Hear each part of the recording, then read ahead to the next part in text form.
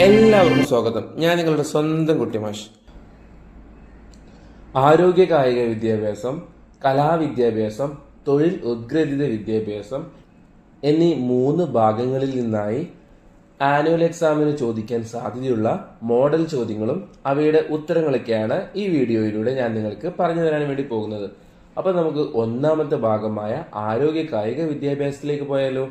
അതിലെ ഒന്നാമത്തെ ചോദ്യം: ശരീരോഷ്മാവ് കണ്ടെത്താനുള്ള ഉപകരണം ഏത്? ഓപ്ഷൻസ് ഉണ്ട്: സ്റ്റെതസ്കോപ്പ്, തെർമോമീറ്റർ, ബാരോമീറ്റർ, സ്റ്റേഡിയോമീറ്റർ. ഉത്തരം തെർമോമീറ്റർ.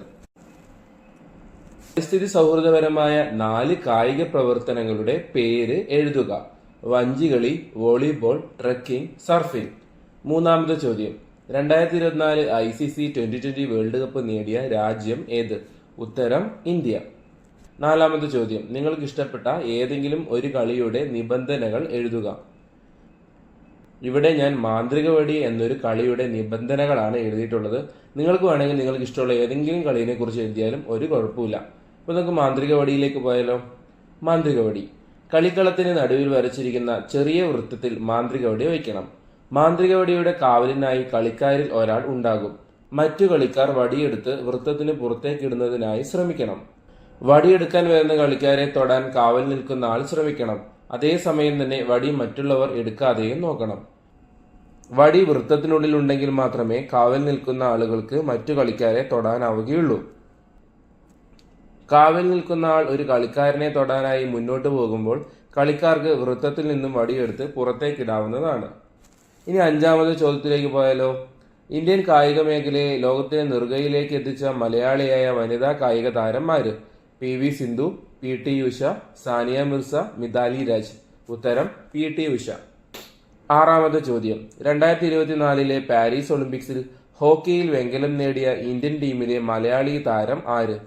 ടിനു യോഹന്നാൻ, S ശ്രീശാന്ത്, PR ശ്രീജേഷ്, ബേസിൽ തമ്പി. ഉത്തരം PR ശ്രീജേഷ്. ഏഴാമത്തെ ചോദ്യം: ഒരു ഒളിമ്പിക്സിൽ നിന്ന് 2 മെഡൽ ആദ്യമായി നേടിയ ഇന്ത്യൻ ഷൂട്ടിംഗ് താരം ആര്?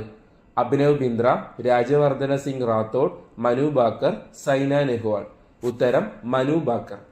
എട്ടാമത്തെ ചോദ്യം: 4 എയ്റോബിക് വ്യായാമ രീതികളുടെ പേര് എഴുതുക. നടത്തം, സൈക്ലിംഗ്, ജോഗിംഗ്, നീന്തൽ.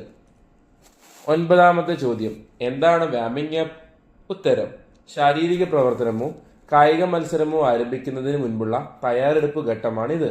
കായിക പ്രകടനം മെച്ചപ്പെടുത്തുന്നതിനും പരിക്കുകൾ തടയുന്നതിനും വാമിംഗ് അപ്പ് സഹായിക്കുന്നു. എല്ലാ സ്ട്രെച്ചിങ് വ്യായാമവും നിശ്ചിത സെക്കൻഡ് തുടരണം. ശരീരത്തിന്റെ എല്ലാ വശങ്ങളും കൃത്യമായി വ്യായാമത്തിൽ ഉൾപ്പെടുത്തണം. ഇതൊക്കെയാണ് വാമിംഗ് അപ്പിൽ വരുന്നത്. പത്താമത്തെ ചോദ്യം: നിങ്ങളുടെ നാട്ടിൽ ഏറെ പ്രചാരത്തിലുള്ള 4 നാടൻ കളികളുടെ പേര് എഴുതുക. എനിക്കറിയാവുന്ന 4 കളികളുടെ പേരാണ് എഴുതിയിരിക്കുന്നത്. നിങ്ങൾക്ക് അറിയാവുന്നവ നിങ്ങൾക്ക് കൂട്ടിച്ചേർക്കാവുന്നതാണ്. ഗോലികളി, കുട്ടിയും കോലും, ഏറുപന്ത് കളി, അക്കുകളി. 11ാമത്തെ ചോദ്യം: പ്രഥമ ശുശ്രൂഷ എന്നാൽ എന്താണ്? ഉത്തരം അപകടങ്ങളിലോ അത്യാഹിതങ്ങളിലോ പെടുന്നയാൾക്ക് അടിയന്തിരമായി നൽകുന്ന പരിചരണമാണ് പ്രഥമ ശുശ്രൂഷ. 12ാമത്തെ ചോദ്യം: കായിക പ്രവർത്തനങ്ങളിൽ ഏർപ്പെടുമ്പോൾ ഒരാളുടെ പൾസ് റേറ്റ് എത്ര? ഓപ്ഷൻസ് ഉണ്ട്: കൂടുന്നു, കുറയുന്നു, നിശ്ചലമാകുന്നു, വ്യത്യാസം ഉണ്ടാകുന്നില്ല. ഉത്തരം കൂടുന്നു. 3ാമത്തെ ചോദ്യം: സുരക്ഷിതമായ കാൽനടയാത്രയ്ക്ക് വേണ്ട 2 മുൻകരുതലുകൾ എഴുതുക. ഉത്തരം റോഡ് നിയമങ്ങൾ പാലിക്കുക, റോഡിന്റെ വലതുവശം ചേർന്ന് മാത്രം നടക്കുക. 14ാമത്തെ ചോദ്യം: കായിക പ്രവർത്തനങ്ങളിൽ ഏർപ്പെടുന്നത് വഴി എന്തെല്ലാം ഗുണങ്ങളാണ് നിങ്ങൾക്ക് ലഭിക്കുന്നത്? ഉത്തരം കായികക്ഷമത കൂടുന്നു, വണ്ണം കുറയുന്നു, ശരീരത്തിനും മനസ്സിനും കൂടുതൽ ഉണർവ് ലഭിക്കുന്നു, അസുഖങ്ങൾ കുറയുന്നു. 15ാമത്തെ ചോദ്യം: ചുവടെ നൽകിയിരിക്കുന്ന കായിക ഇനങ്ങളെ അത്ലറ്റിക്സ്, ഗെയിംസ് എന്നിങ്ങനെ തരം തിരിച്ച് എഴുതുക. Javelin throw, hockey, kabaddi, 800 metre ഓട്ടം, high jump, cricket, volleyball, long jump. ഇതിൽ ഏതൊക്കെയാണ് അത്ലറ്റിക്സ്? 800 മീറ്റർ ഓട്ടം, long jump, javelin throw, high jump. അപ്പൊ ഏതൊക്കെയായിരിക്കും games? Hockey, kabaddi, cricket, volleyball. ഇനി കലാകായിക വിദ്യാഭ്യാസത്തിലെ മോഡൽ ചോദ്യങ്ങളും അവയുടെ ഉത്തരങ്ങളൊക്കെയാണ് നമ്മൾ ഇനി ഡിസ്കസ് ചെയ്യാൻ വേണ്ടി പോകുന്നത്. ഒന്നാമത്തെ ചോദ്യം: സംസ്ഥാനങ്ങളും നൃത്തരൂപങ്ങളും നൽകിയിരിക്കുന്നു. അനുയോജ്യമായവ ചേർത്ത് എഴുതുക. ഇതിൽ തന്നിരിക്കുന്നതൊക്കെ തെറ്റാണ്. ഇത് നിങ്ങൾ ശരിയാക്കി വേണം എഴുതാൻ. അത് ഞാൻ തെറ്റായി എഴുതിയൊന്ന് വായിക്കാം. കേരളം ഒഡീസി, ഒഡീഷ ഭരതനാട്യം, തമിഴ്നാട് കഥകളി, ആന്ധ്രാപ്രദേശ് മണിപ്പൂരി, മണിപ്പൂർ കുച്ചിപ്പുടി. ഇത് നമുക്ക് ശരിയായി എഴുതിയതൊന്ന് വായിച്ചു നോക്കിയാലോ. അതിനു മുന്നേ നിങ്ങളൊന്ന് ജസ്റ്റ് ഒന്ന് ട്രൈ ചെയ്ത് നോക്കൂ, നിങ്ങൾക്കിത് ശരിയാക്കാൻ പറ്റുന്നുണ്ടോ എന്ന്. എന്നിട്ട് നമുക്ക് ഉത്തരത്തിലേക്ക് പോവാം അല്ലേ. ഉത്തരം: കേരളം കഥകളി, ഒഡീഷ ഒഡീസി, തമിഴ്നാട് ഭരതനാട്യം, ആന്ധ്രാപ്രദേശ് കുച്ചിപ്പുടി, മണിപ്പൂർ മണിപ്പൂരി. ഇതാണ് ഉത്തരം. രണ്ടാമത്തെ ചോദ്യം: മലയാളത്തിന്റെ ആദ്യ ശബ്ദ ചലച്ചിത്രം ഏതാണ്? ഉത്തരം: ബാലൻ. മൂന്നാമത്തെ ചോദ്യം: ഇന്ത്യയിലെ ആദ്യത്തെ ശബ്ദ ചലച്ചിത്രം ഏതാണ്? ഉത്തരം: ആലം ആര. നാലാമത്തെ ചോദ്യം: ഒരു ഗാനത്തിന്റെ പ്രധാന ഭാഗങ്ങൾ എന്തെല്ലാം? ഉത്തരം: പല്ലവി, അനുപല്ലവി, ചരണം. അഞ്ചാമത്തെ ചോദ്യം: സിനിമയുടെ എഡിറ്റിംഗിന് വേണ്ടി ഉപയോഗിച്ച ആദ്യത്തെ യന്ത്രത്തിന് പറയുന്ന പേരെന്താണ്? ഉത്തരം: മൂവിയോള. ആറാമത്തെ ചോദ്യം: എന്താണ് മൂകാഭിനയം? അഭിനേതാക്കൾ ശബ്ദം ഉപയോഗിക്കാതെ ശരീരഭാഷയിലൂടെയും ഭാവപ്രകടനങ്ങളിലൂടെയും ആശയാവതരണം നടത്തുന്ന രീതിയാണ് മൂകാഭിനയം. ഏഴാമത്തെ ചോദ്യം: നാടകത്തെ സാമൂഹ്യ പരിഷ്കരണത്തിനായി ഉപയോഗിച്ച ആദ്യകാല മലയാള നാടക പ്രവർത്തകൻ ആര്? ഉത്തരം: തോപ്പിൽ ഭാസി. എട്ടാമത്തെ ചോദ്യം: എന്തൊക്കെ സംഗീത ഉപകരണങ്ങളാണ് താഴെ കൊടുത്തിരിക്കുന്ന ചിത്രങ്ങളിലുള്ളത്? നിങ്ങൾക്ക് അറിയാവുന്നതൊക്കെ നിങ്ങൾ കണ്ടുപിടിച്ചൊന്ന് എഴുതി നോക്കുമല്ലോ. ഇനി നമുക്ക് ഉത്തരത്തിലേക്ക് പോയാലോ. ഒന്നാമത്തത് വയലിൻ, രണ്ടാമത്തത് മദ്ദളം, മൂന്നാമത്തത് ഹാർമോണിയം, നാലാമത്തേത് ഇടയ്ക്ക. ഒൻപതാമത്തെ ചോദ്യം: ദക്ഷിണേന്ത്യയിൽ രൂപം കൊണ്ട സംഗീത ശാഖ ഏതാണ്? ഉത്തരം: കർണാടക സംഗീതം. പത്താമത്തെ ചോദ്യം: വിവിധ നൃത്തരൂപങ്ങളുടെ ചിത്രങ്ങൾ ചുവടെ കൊടുത്തിരിക്കുന്നു. അവയുടെ പേരുകൾ കണ്ടെത്തി എഴുതാമോ? നിങ്ങൾ തന്നെ സ്വയം ഒന്ന് കണ്ടെത്തി എഴുതാൻ ശ്രമിക്കുക. നമുക്ക് ഉത്തരം ഒന്ന് നോക്കിയാലോ. ഒന്നാമത്തെ ചിത്രം മോഹിനിയാട്ടം, രണ്ടാമത്തേത് കഥകളി, മൂന്നാമത്തേത് ഭരതനാട്യം, നാലാമത്തേത് കുച്ചിപ്പുടി. 11ാമത്തെ ചോദ്യം: നിങ്ങൾക്ക് ഇഷ്ടപ്പെട്ട നാടൻ പാട്ടിന്റെ 4 വരികൾ എഴുതുക. നിങ്ങൾ ഇവിടെ തന്നിരിക്കുന്ന നാടൻ പാട്ട് തന്നെ എഴുതണമെന്നില്ല, നിങ്ങൾക്ക് ഇഷ്ടപ്പെട്ട ഏതെങ്കിലും ഒരു നാടൻ പാട്ട് എഴുതിയാലും മതിയാകും. 12ാമത്തെ ചോദ്യം: നമ്മുടെ ദേശീയ ഗാനമായ വന്ദേമാതരത്തിന്റെ രചയിതാവ് ആര്?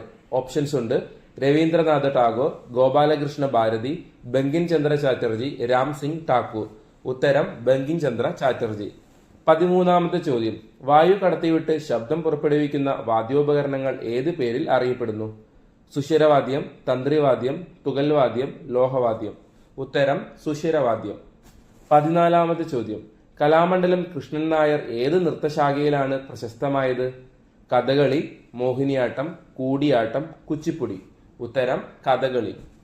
15ാമത്തെ ചോദ്യം: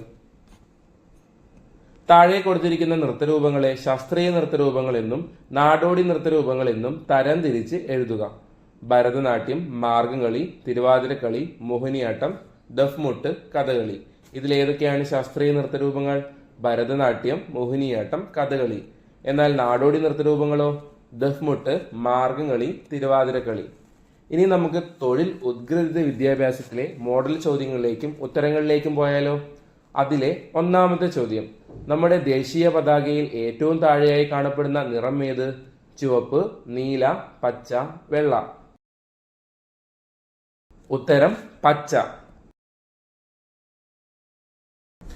രണ്ടാമത്തെ ചോദ്യം: വീട്ടിലെ അടുക്കളയിലും മുറികളിലും മുറ്റത്തും ഉണ്ടാകുന്ന പാഴ്വസ്തുക്കൾ എന്തെല്ലാമാണെന്ന് കണ്ടെത്തി എഴുതുക. ചിരട്ട, പൊട്ടിയ പാത്രങ്ങളും ഗ്ലാസുകളും, മണ്ണിൽ അലിഞ്ഞു ചേരുന്ന ഭക്ഷണാവശിഷ്ടങ്ങൾ, പ്ലാസ്റ്റിക് കുപ്പികൾ, ഉപയോഗശൂന്യമായ തുണികൾ. മൂന്നാമത്തെ ചോദ്യം: പാഴ്വസ്തുക്കൾ മാലിന്യമാക്കി മാറ്റാതിരിക്കാൻ എന്തൊക്കെ മാർഗങ്ങൾ നമുക്ക് സ്വീകരിക്കാൻ സാധിക്കും? ഉത്തരം: ഉറവിട സ്ഥാനത്തു തന്നെ ജൈവം, അജൈവം എന്നിങ്ങനെ തരം തിരിക്കുക. അജൈവ വസ്തുക്കൾ വലിച്ചെറിയാതെ സൂക്ഷിക്കുക. സാധ്യമായവ പുനരുപയോഗിക്കുക. അതായത് പ്ലാസ്റ്റിക് ഒക്കെ നമുക്ക് വേണമെങ്കിൽ കഴുകി വൃത്തിയാക്കി ഉപയോഗിക്കാൻ വേണ്ടി സാധിക്കും.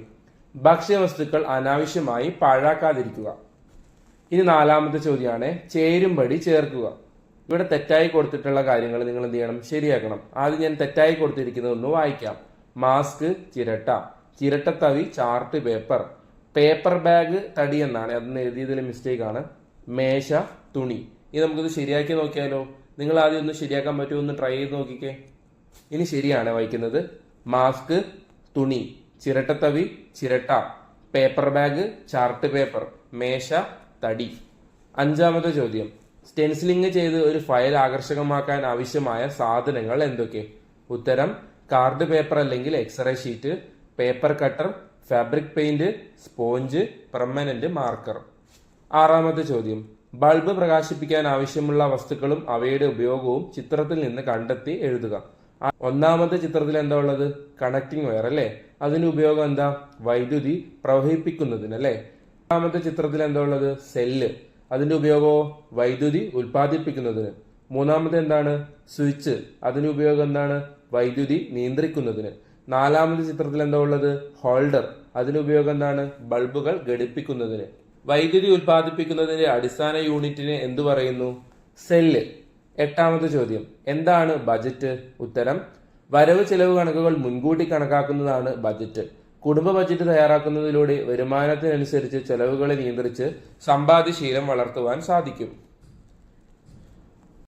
ഒൻപതാമത്തെ ചോദ്യം, നിങ്ങളുടെ വീട്ടിലേക്കുള്ള പണം ലഭിക്കുന്നത് ഏതൊക്കെ വരുമാന സ്രോതസ്സുകളിൽ നിന്നാണ്?